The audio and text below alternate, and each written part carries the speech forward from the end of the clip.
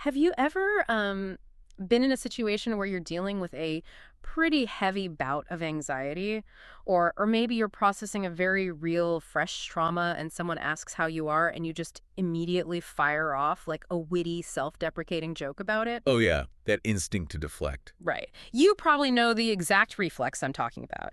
You describe your own panic attack with the comedic timing of, a seasoned stand-up comic. You lay out your psychological wounding so perfectly, so articulately, that everyone in the room laughs and And nods. they think you're doing great. Exactly. And sitting there, you probably think to yourself that you are incredibly self-aware. You think, I'm really handling this. But what if that exact reflex, that brilliant, hyper-articulate joke, is actually the ultimate form of self-sabotage? It is a profound premise to consider, honestly. And it fundamentally challenges what modern society tells us about resilience, Hmm. because we've built an entire culture that heavily rewards that specific kind of emotional distancing. Yeah, we label it as like sophisticated coping. We do. We reward it at every level. We absolutely reward it. But today, we're looking at this incredible piece of source material that flips that entire paradigm on its head. We are going on a deep dive into a text centered on a concept called natural DMT integration and the triptimology of self-return. Which is a heavy title, but the concepts are fascinating. Oh, totally. And our mission for this deep dive is to figure out exactly why this tendency to be smart about our trauma might actually be fracturing us at a biological level, and how we can unlock genuine healing by making peace with our most primal physical instincts. The neurobiology outlined in this source material is, well, it's really eye-opening. Yeah. It argues that many of us are trapped in this loop of intellectualizing our pain, which actively prevents the physical body from healing it. Because the intellect is just getting in the way. Precisely. Yeah. To understand how to break that loop, we need to decode what the nervous system is physically trying to do when you feel overwhelmed, and look at the exact mechanics of how your intellect constantly blocks it.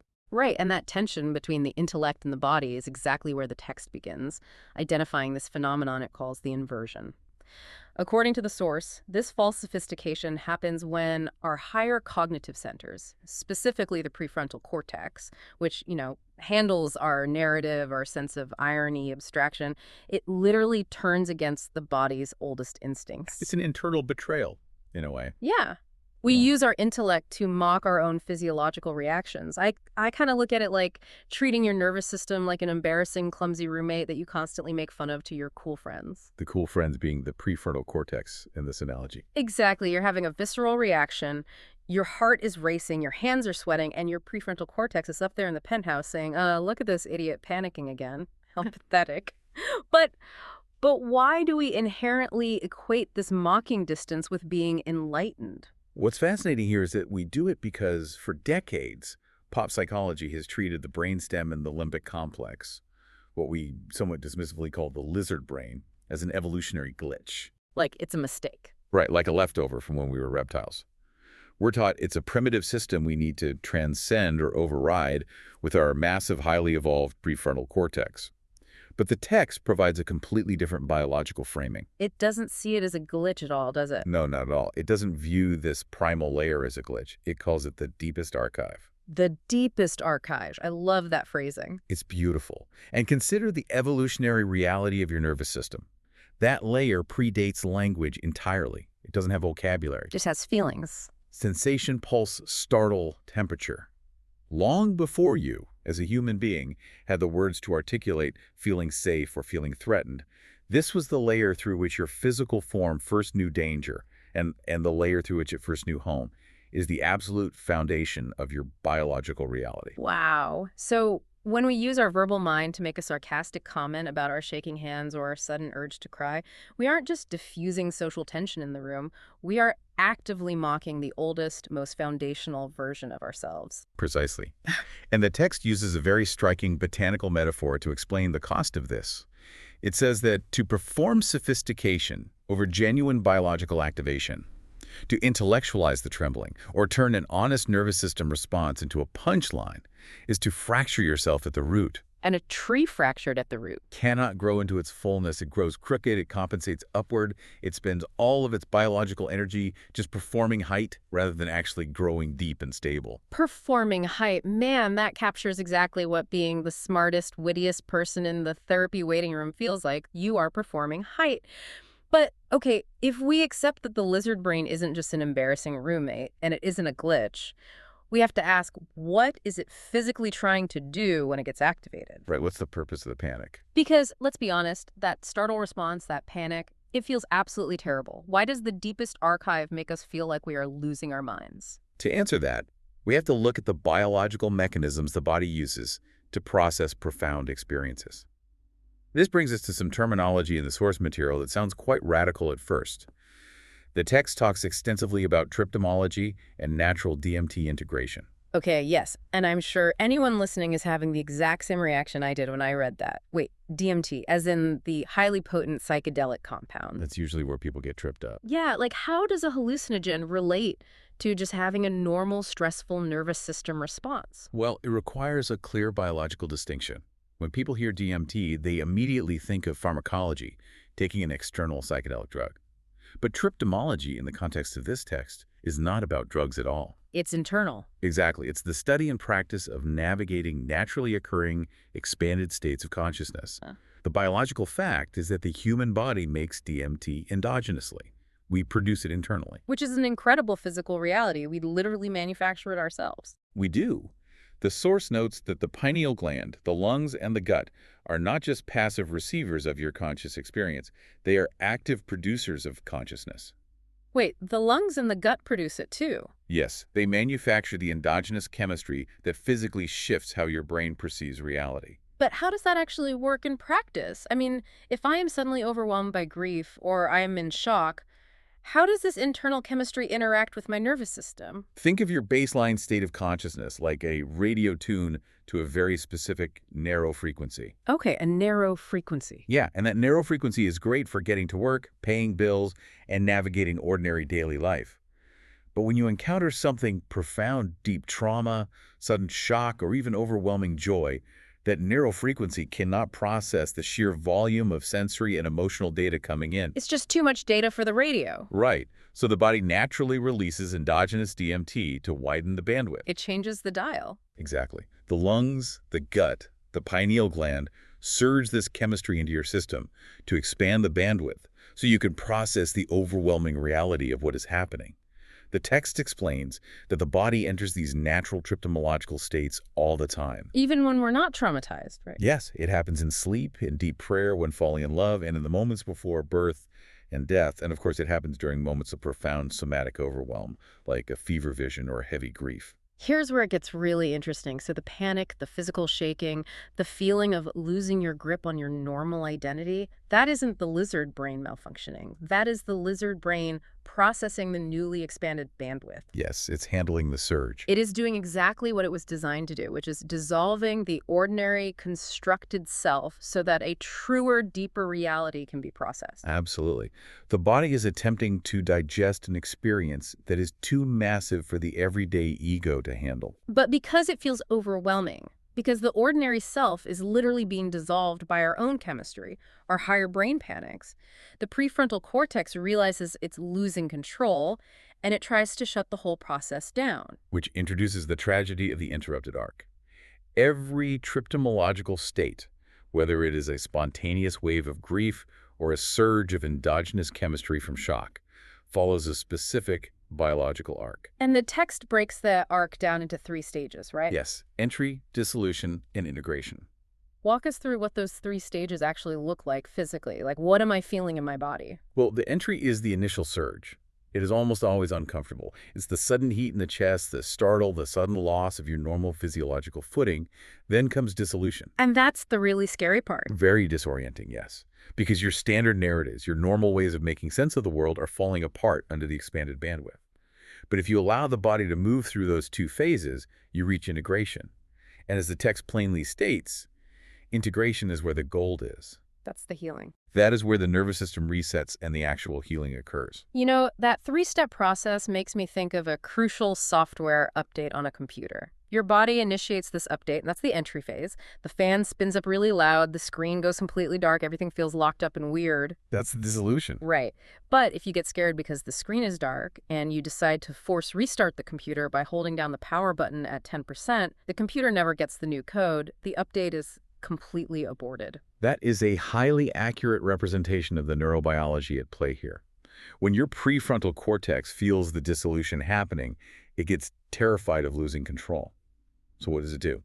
It pumps out cortisol and stress hormones to forcibly override the limbic system's natural release. Wow. So making a witty joke. Making a witty, self-deprecating joke or hyper-intellectualizing your trauma in the middle of a somatic release is the biological equivalent of holding down the power button. You are forcing a restart right in the middle of the update. You short circuit the whole biological arc right at the beginning. You never reach the integration phase. And if we connect this to the bigger picture, the tragic result, according to the source material, is that the body begins to associate its own genuine mechanisms for healing with shame. Oh, because you keep mocking it. Exactly. The shaking becomes embarrassing. The flood of tears becomes dramatic. So the body learns, through the consistent feedback of your own cognitive ridicule, to suppress its deepest intelligence. We essentially train ourselves to perform normalcy over the top of a genuine biological passage. We do. And this creates an entire culture of people who are incredibly witty about their wounding. People who've read all the psychology books, who know their attachment styles perfectly, and who can describe the exact mechanism of their childhood trauma with eerie clinical precision. Right, they sound like therapists. But they remain entirely unhealed by that description because they can name the trauma, but they never actually allow the physical body to metabolize it. The phrase the text uses for this hit me incredibly hard. It calls it avoidance with good vocabulary. It's a brutal description, but so accurate. It is so validating, but it is also a massive call-out because it is so much easier to have good vocabulary than it is to just sit there, let the bandwidth expand, and physically shake. It is much easier, but as the text argues, it leaves you fundamentally fractured. Okay, let's unpack this, because we need to talk about how we actually fix this. We've diagnosed the problem. We are stuck in this loop of intellectualizing our pain, aborting the biological software update, and as the tree metaphor says, growing crooked. How do we stop forcing the restart? The source introduces a practice it calls somatic permission. At its core, it is about granting your body permission to mean what it says. I mean, I understand the mechanism now, but I have to push back on how practical this actually is. Sure, go ahead. Because this sounds great in a vacuum, or maybe alone in a meditation room, but what if I am in the middle of a boardroom giving a presentation, or I am driving a car and I feel a sudden panic attack or a wave of grief coming on? Are you saying the intelligent thing to do is just let the bandwidth expand, drop my ego, and let my hands shake uncontrollably in front of my colleagues? It sounds impossible when you frame it like that. Because that sounds like a fast track to getting fired, not getting healed. It feels socially disastrous. That is a very valid critique, and it highlights exactly why we rely on the prefrontal cortex so heavily it keeps us socially safe. But somatic permission does not mean you have to collapse on the boardroom floor. It is about scaling your response and changing your internal relationship to the sensation. So how does that look in the boardroom scenario? If the activation arises, the heat in the neck, the trembling hands, the sudden animal terry, your job in that moment is not to immediately interpret it or mock it. You don't have to announce it to the room, but internally you do not categorize it. You don't tell yourself, I am being an idiot right now. You stop the internal narrator. Exactly. You drop the shield of interpretation. You let the sensation exist without narrative. You allow the physical knowing to arrive fully in your body before your verbal mind rushes in with its dictionary to translate it. Just feeling it without naming it. Right. You might take a breath, let the heat rise, let the tremor happen in your leg under the table, and simply grant it permission to be real. You trust that the body actually knows how to complete what it begins. That requires an immense amount of trust. You have to believe that if you start shaking, you won't just shake forever. You have to trust the arc. You do. And the text uses a wonderful architectural metaphor to describe what it looks like when you finally build that trust. It states that fullness is not some abstract spiritual concept. Fullness is a somatic fact. It means inhabiting the entire floor plan of your nervous system. The whole building. Yes. The basement foundation, which is the brainstem and the reptilian startle. The middle floors, which are the mammalian warmth, the limbic system, the gut knowing, and the penthouse, the primate narrative, the prefrontal cortex. A person in fullness does not mock any floor of themselves. They move freely through the whole building. They don't stand up in the penthouse looking down at the basement saying, you know, look at that primitive, irrational mess down there. They recognize that the basement foundation is literally holding the entire house up. And achieving that requires releasing the ironic posture. When you stop mocking the lizard brain, you allow true triptomological practice to You happen. stop interrupting it. You allow the endogenous altered states to move through you without being intercepted and aborted by that constant sarcastic narrator in your head. You let the body do its ancient biological work of dissolving the construct so the truth can surface. So, what does this all mean? When we pull all these biological and psychological threads together, it shifts the entire goal of what we call personal growth. True fullness isn't about transcending our base instincts. It's not about becoming so highly evolved and intellectual that we never feel fear, startle, or grief again. No, it's about integration.